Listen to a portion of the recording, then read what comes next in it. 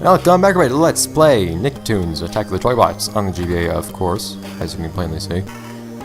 Cosmo, once again, poses a very important question. Who will it be? I see we have quite the variety of choices.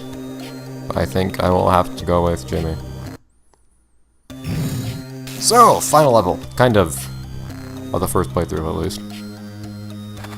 And it does look a nice little town. Like that nice little house. The town was taken over by the factory. I think this place looks perfectly fine. Retrobots. They are kind of annoying. Oh. So instead, I like how they start out next to the house where it looks relatively normal. Now we're here. So now I get to see the full extent of tax abilities since we have all of these things, including... Oh yeah, I forgot about that. Whirling Frenzy attack. What even is that? Oh, well, that's not a good way to find out. Oh, whoa. So this is a thing I can do now? Can I do it in the air? Can. Huh. Alright. That's something new. Also, it's a lot harder to... I can still get hurt, of course. Could you please? It's not as practical as I'd imagined it being. Yeah, that's not really all it's cracked up to be, apparently. But I do now attack with melee much more quickly, which is nice. Grabbing onto these vines and chains is actually a lot harder on a PC controller than it is using a keyboard, I found. It's actually quite a bit more convenient playing as attack now, because my melee attacks are pretty much instantaneous.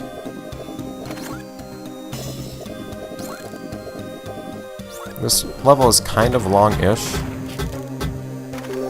but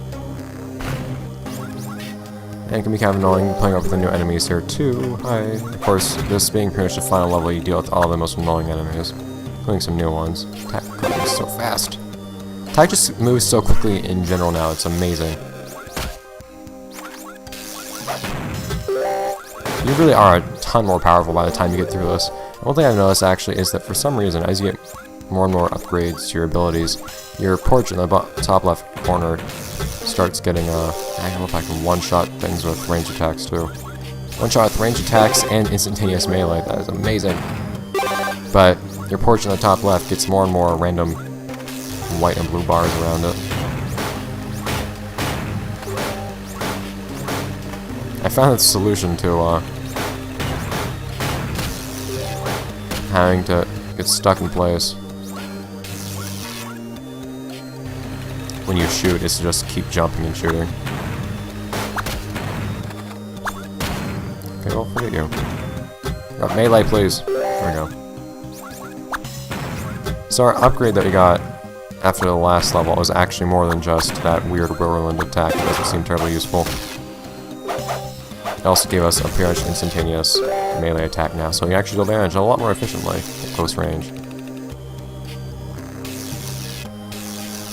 Attack, grab on, please! Surprisingly difficult to do sometimes. Bonk. I also find that you can just kind of shoot a projectile and follow it, which is oddly fun. Especially when you move quicker than your projectile. So I can just do something like this. Just get a big army of stuff I'm shooting, watch it roll around. I can only have 3 at a time, but then it completely destroys something like that. I think it was all worth it in the end. Is it? That's not Zuko. Ah! I keep forgetting that you don't like get to see what happens anywhere else in the... My god, that was a fast melee. I still haven't gotten used to that. But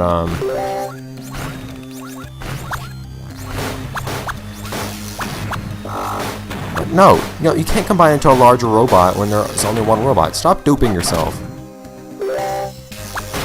As I was saying, you don't really get to see up until just now, but this... Come on. The tanks are in fact vulnerable to spike balls of death. What ends up happening is... Well, the tank just explodes when it touches them. And then you die. Nothing terribly interesting, honestly. I think when you destroy those, red ones, too, those red retrobots... Zoom! Oh, hey Sam. So many characters nearby here, man. But, I'll probably get to see all of them, too, since we'll be playing as all the characters in this level. But those red retrobots, I think what ends up happening is when you kill them, they actually like explode into pieces, and those pieces can hurt you, it seems like. They're especially kind of annoying because of it.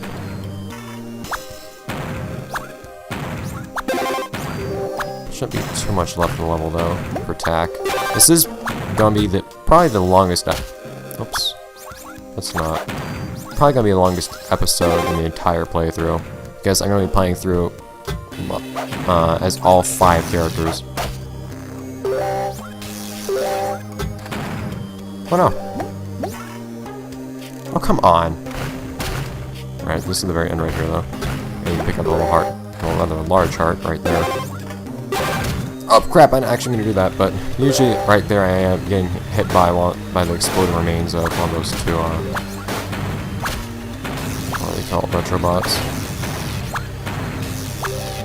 Anyways, this final little gauntlet in the tank to go through. See, like, the arms blow off. Anyways. So I need to play through this level as everybody. Thankfully you guys will only have to see the first time I play through as everybody, because the level's going to be mostly the same each other time. I'm probably going to keep in some of it each time I play through it in subsequent playthroughs, but I'm not going to keep in all of it. Kind of regretting that I didn't decide to, Timmy's the second last character I'm playing through the game as, and that kind of makes me sad, because playing through the game as Timmy, I'm sure would be a lot easier if he was overpowered. Like Tack nowadays. So if I decided to have my second playthrough as Timmy, for example, then all 3 playthroughs after that would all be easier when playing as Timmy. Oh well. Also, you seriously do a ton of stuff as a frog in this level. Timmy, move, Timmy, please!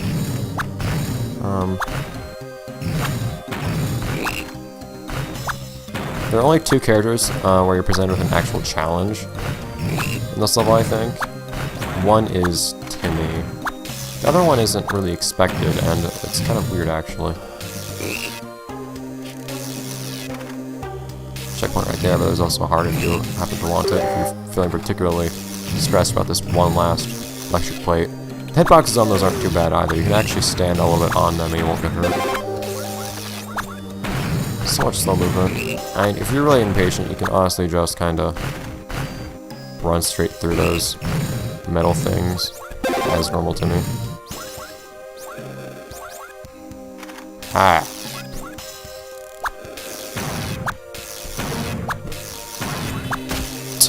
Some of these, the timing's never the same on these electric things. It's kind of weird.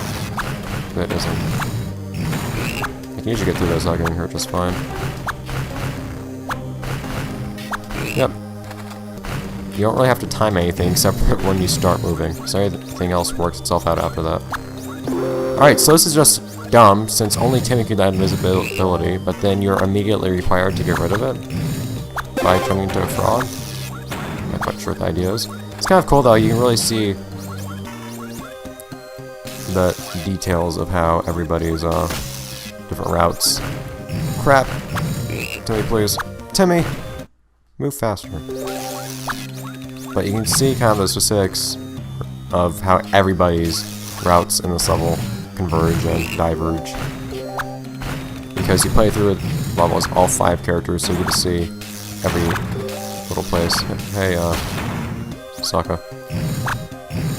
You get to see every little... Oh, why did I go down here? This is so slow. You have to appreciate from every character's perspective. So you're never gonna meet a crossroad and then not know how you're supposed to get to that crossroad as the other character. You'll see all the routes. Right. Stop that. Oop. I guess that means I can actually get more health from than I would otherwise. Doesn't it?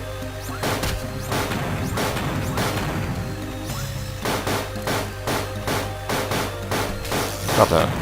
It kind of amuses me sometimes when I pick up multiple hearts at the exact same time. Because it reminds me of how in... Well, basically, on most mobile platforms, game platforms like the Game Boy, from what I understand, have only so many channels for audio. I can really get there from here. So, for example, one's usually dedicated to background music, one's usually dedicated to, like, there are 2 or so dedicated to sound effects. I believe on the GBA, if it works that way, 2 are dedicated to sound effects. But because of that, if you manage to get into a situation in a game where 3 sound effects are supposed to play at the same time, you'll only hear 2 of them. It always amused me a little bit that that would happen. Oh, Timmy, come on! That's such a cool looking jump, too. Oh god, Timmy. Timmy! Use your invincibility, please. Oh, Timmy! Gotta live life dangerously. I honestly don't know how to get past that, though. Timmy is doomed! Timmy, this is why I don't like you. Actually, I probably could have gone past it by using my, stun, couldn't I? Whatever, because... I was rather close to that checkpoint. As long as you don't fall into that spike right there. Oh, come on, Timmy! Please. I know you're flying like 10 times your own height, but... I'm pressing the button, thank you. But there's at least one game I can think of where I would do that regularly. There was a game where you would punch enemies, and every time you punch an enemy, there was a sound for... Well, every time you kill an enemy I punch them, there would be a sound for them getting hit and a sound for them dying. But if you manage to kill 2 enemies at the same time, you would hear both of them die, but you won't hear... But the death sound will play at the exact same time, so you would just hear a death sound. But you wouldn't hear the impact of your fist on them, because both channels would be used up by death sound instead. Something I should probably show if I ever play that particular game, I probably won't ever play that game. I definitely would show it if I played the game though. Danny, I want to see Danny become powerful one day. I think he's actually... he's not the last character I played through as, I don't think. I think the last character I played through the game as is Jimmy. I'm not playing through the game as Danny next, I'm pretty sure. But I'm not sure who I'm playing as next. I think I'm starting as SpongeBob next, actually. But fun technical things about the Game Boy. That's not even correct. I know the Wonder Swan works that way, though. If you've ever even heard of the Wonder Swan. It's not too bad when you have to use 2 hits to take on an enemy, if that particular enemy can be hit at a range. Stop that. I noticed for some odd reason that dodging attacks by crouching seems particularly important in this one level. Also, you get knocked into those spikes if you're not careful. But, dodging any attacks by crouching seems to be particularly useful in this one level. I don't know why. Is there a place to go from here? I don't think there is. Just make sure I didn't miss anything. Danny? Danny! There we go. So I can go to left or right, but I think this might be SpongeBob only. Going to the right isn't falling down. Alright.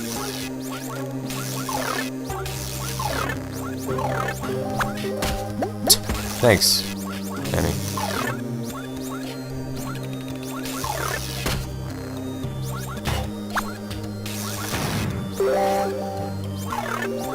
You can see lots of fun stuff with timing, too.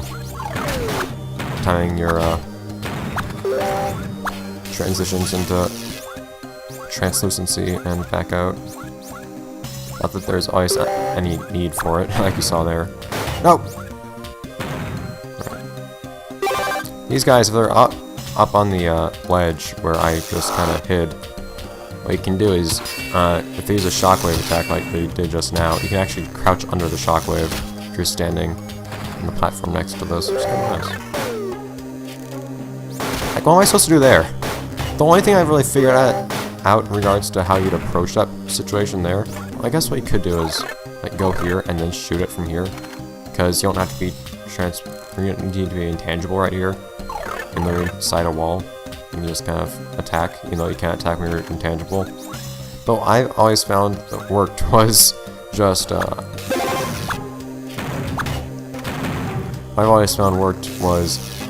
just going through the wall and getting hit, and then when you get hit, the enemy, you'd stop being tangible, so you would then be on the ground again. So the enemy would, oddly enough, be saving your life just about.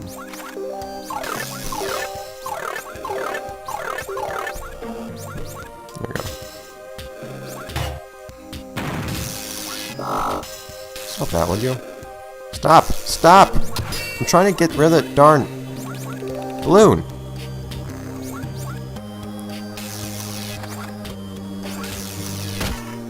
Bloody Retrobots.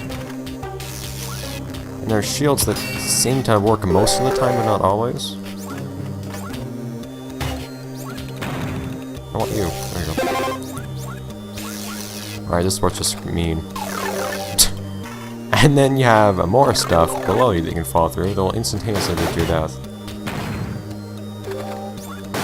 Oh, thanks for shooting me in the foot. Huh. Whoa, I did not expect to stand on there.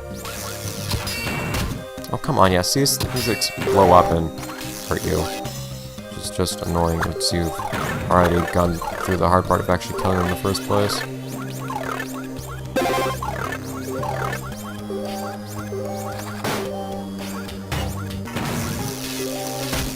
Ducking will not work when something's at foot level. Generally, any time you see a path that's just blocked off by lasers, not lasers, but electricity like that in this level, it's pretty much always a hidden character. In this case, Sandy Cheeks. Not quite sure why I'm putting up with these infinitely spawning enemies.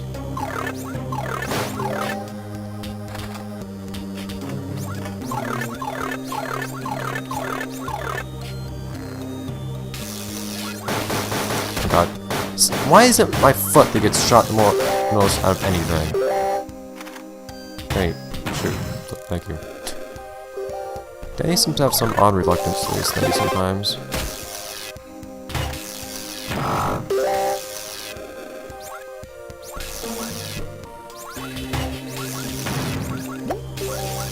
So slow through here, actually, as Danny. He seems to have all the slower playthroughs this level. I don't want to rush things too much at the same time. Like I said earlier, this is going to be the longest episode by a decent margin, most likely, because we still have stuff to do, too, of course, after we get all the characters through here, like we have in all the other levels. But they are pretty much at the end now. Did we not?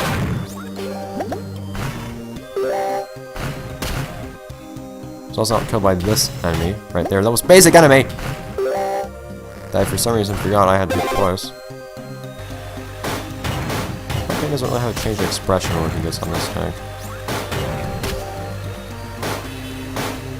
I like how shooting up shoots at the exact angle of stairs. It's probably not a coincidence. Alright, we go to victory. All your other friends, SpongeBob, we still have another character after this too. Enjoy, we're like 20 minutes in. Oh! Thank you, SpongeBob. Wonderful performance. Okay, so actually playing this level as SpongeBob is surprisingly probably the most difficult character to play through this level as. Yeah. Especially I found actually if you've played through the game as SpongeBob as your main character. Because SpongeBob has... Because it seems that every character gets a speed boost when you play through the game with them selected first. I should use my range attack every now and then. Since SpongeBob has that. Oh.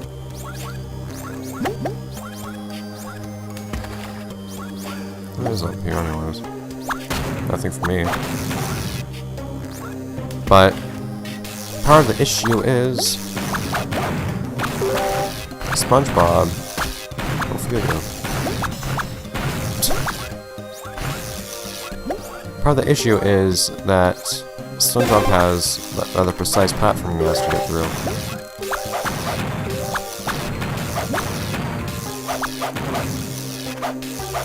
But the issue with that is that if you have a speed boost with SpongeBob, that's actually really difficult to get through sometimes. Because when you move more quickly, you move with less precision. Alright, SpongeBob. I'm kind of curious. Is this like a SpongeBob only route down here? I think the other route up there is actually Danny only. Probably.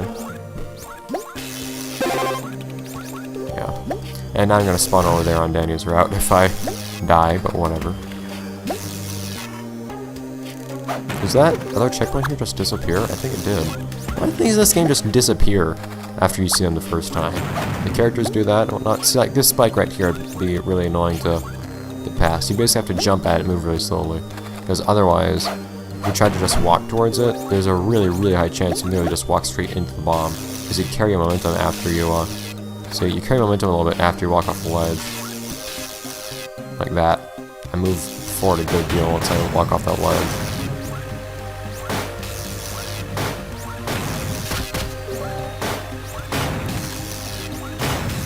Like that murderous intent on SpongeBob's face.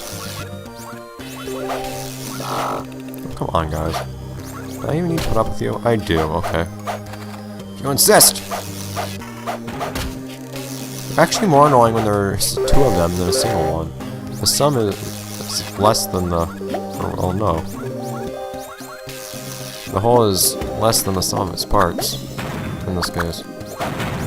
By the way, don't be careless over here, because the one thing that makes this level difficult for SpongeBob, aside from the other stuff I mentioned already, with the platforming, is that, well, for some reason, SpongeBob gets this really long stretch of the level where he has no checkpoints. I don't know why, but we're in the middle of it right now. Hi, character whose name I should probably remember. It's been too long since I've watched Chalk Zone, though. I'm not even sure how Chalk Zone was received by viewers. I never hear it mentioned as like fondly remembered or anything. I know it's not gonna happen. I want to see. I want to see that bubble get blown upwards. I guess blowing that bubble upwards wasn't the best idea right then. Thank you. Yeah, so I played through this part of the level enough. Whoa, what? Not sure I didn't get shocked, but... okay, so you can hit me, but I can't hit you like that. Thank you, stop that. I played through this level enough times to be pretty wary of playing through the SpongeBob. I still haven't gotten to a checkpoint yet, though. I almost wanted to just to show you how far back I get sent at this point, but that also means dying. And getting sent back really far. Which would not be profitable.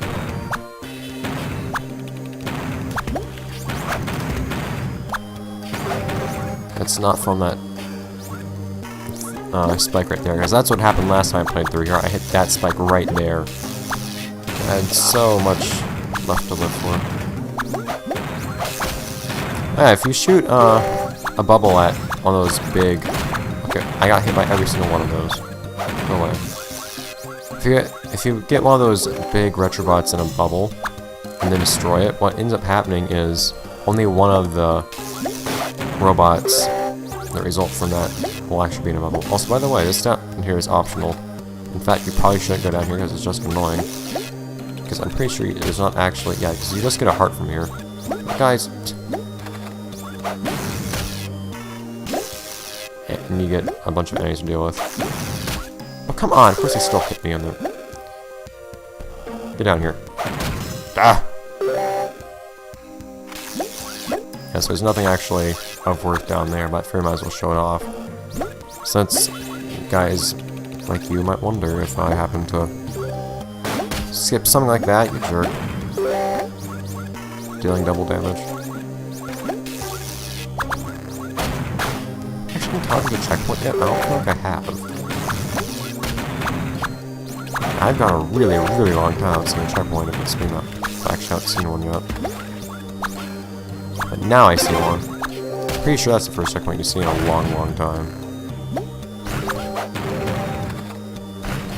And then, you get checkpoints back to back. Oh, come on, why can't I destroy a projectile if I use that? That's kind of annoying. Then a random pool over here, just for SpongeBob only, not quite sure why.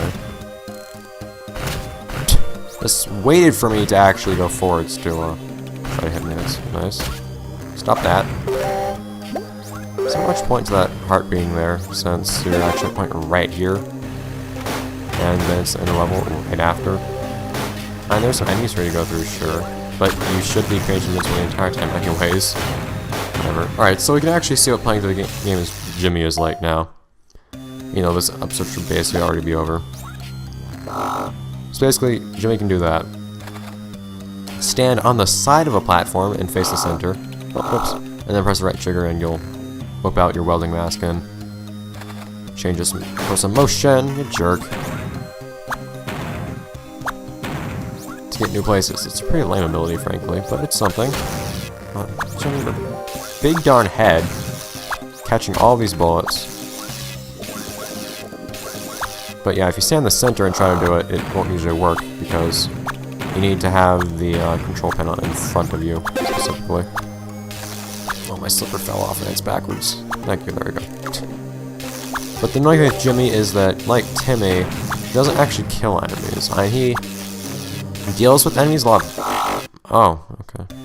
He deals with enemies a lot better, because he can actually shoot pretty much at his own discretion. Yeah, it has some cooldown, but it's not that bad. And generally speaking, if something's shrunk, then it's not a threat anymore at all. Usually. Sometimes it'll actually make you shoot a projectile after you shrink them, it's kind of annoying. That's only if you do it at a specific time. You also can't destroy these things, which is grand. But you won't get any health from enemies is the biggest problem. So... Jimmy's not the best. I don't know if you gain the ability to destroy robots later on or not, if you're playing as Jimmy. Or if the same thing as Timmy, for that matter. I don't know if Timmy eventually gets the ability to actually destroy robots. That'd be nice, though. Or maybe even having a reasonable amount of health.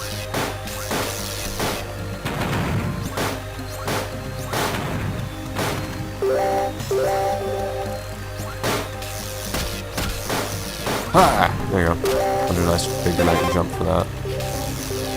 By the way, for some reason, it happens to be if you land on a platform and then get off, but that happens. Or land on a platform and then get off your tank, that happens, as you saw there. Which is unfortunate, but whatever.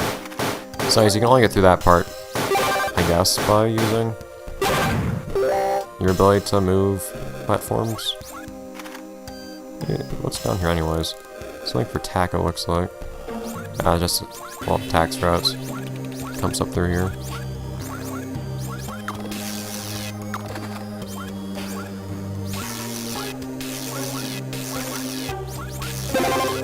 And so it's not especially exciting playing through as Jimmy. That's unique, at least, in the sense that you get to face different challenges, whether that be a good thing or not.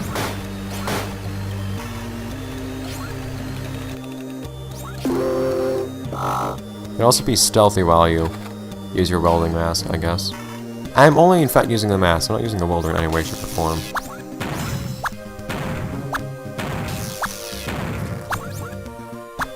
I guess there isn't much of a functional difference between using my shrink ray and... Hi!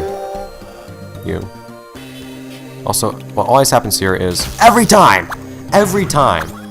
Nothing even, like, tries to hit me right there. I don't know why. It always freaks me out. That last gate there always shocks me. Every single time. As I was saying, though, shrunken enemies and you being invisible are pretty much functionally identical. As you see by me just walking past shrunken enemies. Why does that exact thing happen every single time I run through there? Like, none of the traps even turn on, let alone hit me. At least I guess you don't have to worry about the explosive attack of those red retrobots if you're using your shrink ray, so you're not destroying them. So they don't blow up and end up hurting in the process, you jerk.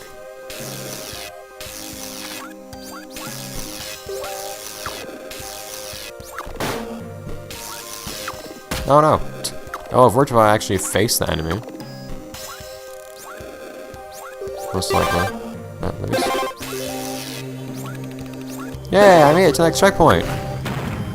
Only had to cross a good 2 meters. I made it to the next checkpoint. Please stop following me, thing that wants to kill me. Data!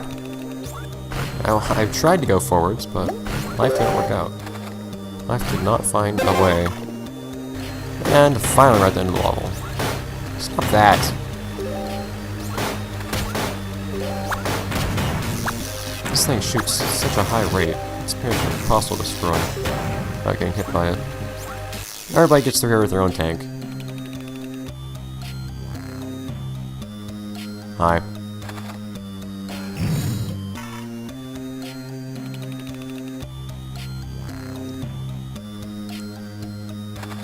Not really?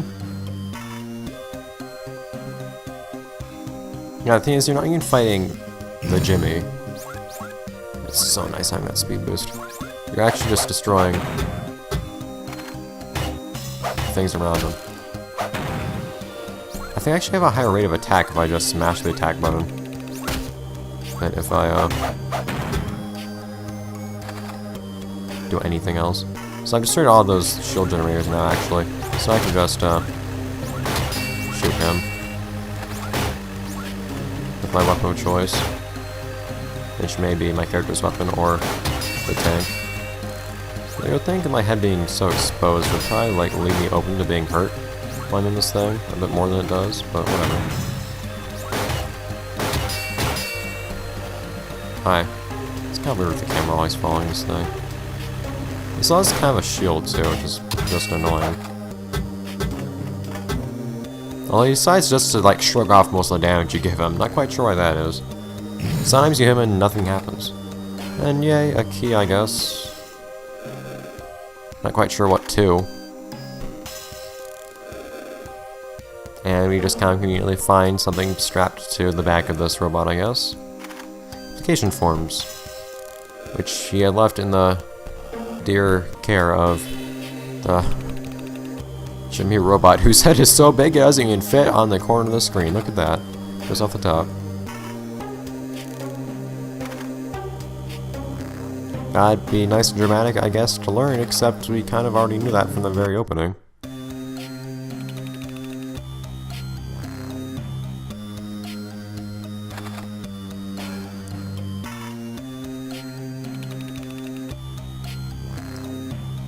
I mean, he also did do some pretty impressive stuff. He also managed to capture all 5 of you, so...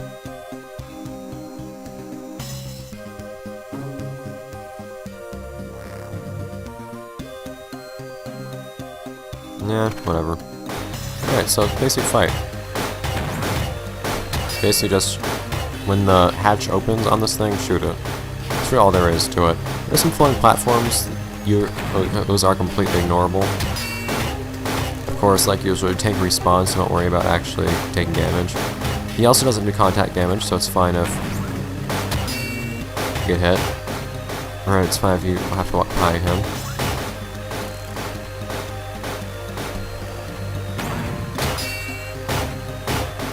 Seems like you only do 1 hit of damage at a time, which is really annoying.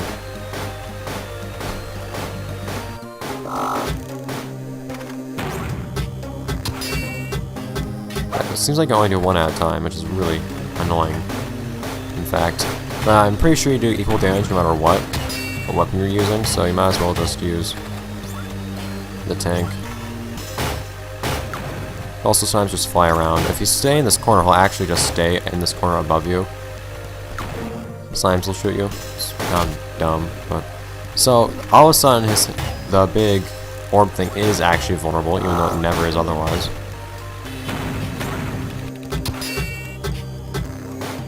And this thing just reappears.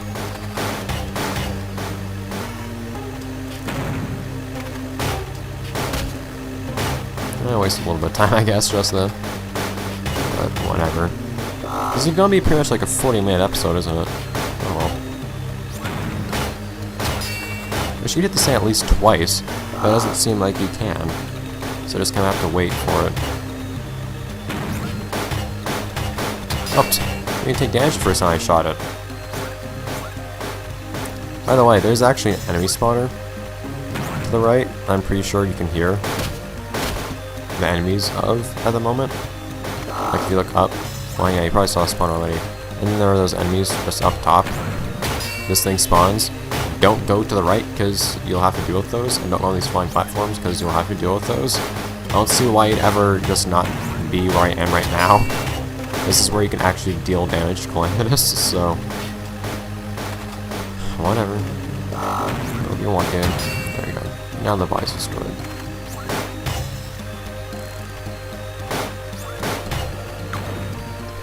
And those platforms are also having to protect you, conveniently. He flies at the exact height necessary to not hit you.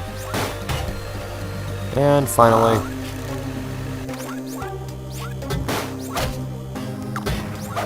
Calamitous explodes. The end. Or not. Then we get a bunch of cutouts laid on top of each other for some makeshift cutscenes.